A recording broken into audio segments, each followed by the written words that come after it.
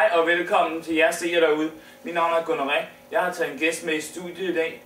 Han har været tidligere dopemisbruger. Hans navn er Ejgil Thomsen.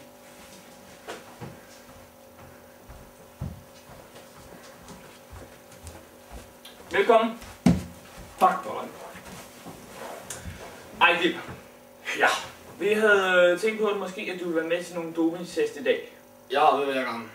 Okay, men først måske du kunne fortælle seerne lidt derude om din historie og din misbrug. Okay. Jeg skal kigge ind der, ikke? Ja. Okay. Ja. Jeg startede for 15 år tilbage med at cykle sammen med Bjarne. Og det er Bjarne Riis. Ja, for helvede.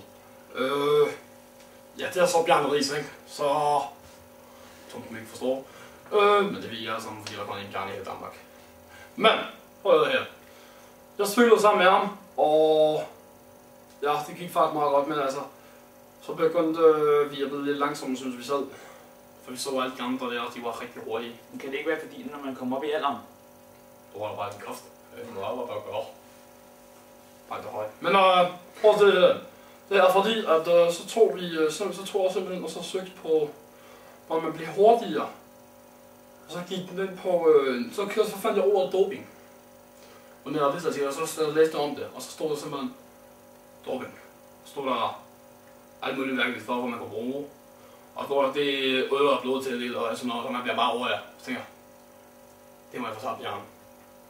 Så jeg fortalte Bjarne det, og han sagde, wow. Fortæl mig mere om det. Så sagde jeg, du kan blive hurtigere og stærkere.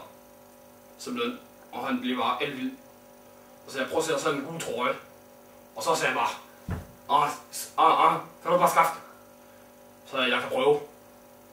Og det gik så, jeg gik ned til rockeren og skaffede noget. Okay, jeg har masser af det der. Okay, hvor lang tid har du været misbrug af doping? 15 år.